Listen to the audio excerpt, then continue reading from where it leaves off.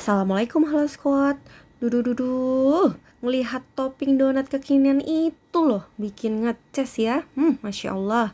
Tapi sebelum jajan kita harus cek kehalalannya ya. Kenapa sih kak? Oke, kita simak langsung aja yuk. Kita harus lihat ketika teman-teman mau jajan atau beli makanan, bisa lihat juga titik kritis dari bahan-bahan tersebut, dari produk tersebut. Ya, untuk titik kritis donat sendiri kita ada beberapa yang harus dilihat. Yang pertama ada tepung terigu, terus kemudian yang kedua ada untuk susunya ketika memakai susu gitu, entah susu bubuk ataupun susu cair kayak gitu. Kemudian yang ketiga ada yeast atau ragi sebagai bahan pengembang kayak gitu. Untuk yeast sendiri ini juga harus dipastikan nih, yang paling penting nih kehalalan raginya nih.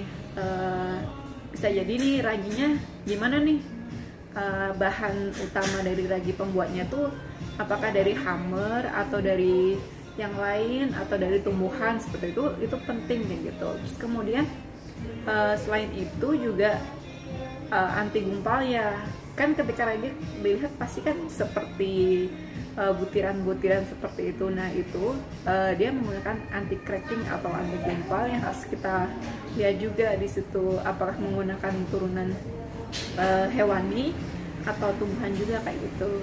Kalau hewani harus dilihat nih apakah dari babi atau dari potongan hewan sembelih yang halal atau tidak, seperti itu. Nah, selain yang dijelasin sama Mbak Intan, ada lagi tuh. Pertama adalah mentega. Nah, kenapa sih mentega? Mentega itu kan terbuat dari minyak dan lemak ya. Lemaknya itu ada yang dari lemak nabati atau lemak hewani. Nah, lemak hewani itu ada yang berasal dari yang halal sama yang haram kan. Makanya kita harus cek tuh. Selain itu juga untuk adonannya kita juga membutuhkan telur. Nah, alhamdulillah telur itu positive list. Positive list itu adalah bahan yang tidak perlu disertifikasi halal, itu nggak apa-apa.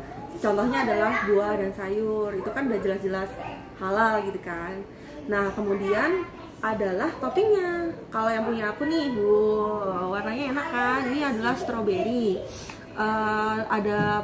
ada coklatnya juga, kadang-kadang ada keju. Nah toppingnya itu kan macam-macam ya.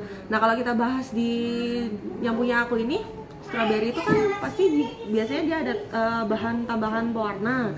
Nah pewarna itu biasanya ada bahan penolongnya tuh, ada bahan yang dibutuhkan untuk membuat pewarna ini, mau diekstraksi alami atau enggak. Nah kalau biasanya dia membutuhkan emulsifier atau gelatin, yang mana itu harus dicek dulu apakah dari bahan yang halal atau enggak. Tuh banyak banget kan. Tapi ngomong-ngomong, berhubung ini halal ya kita makan aja ya. Bismillahirrahmanirrahim.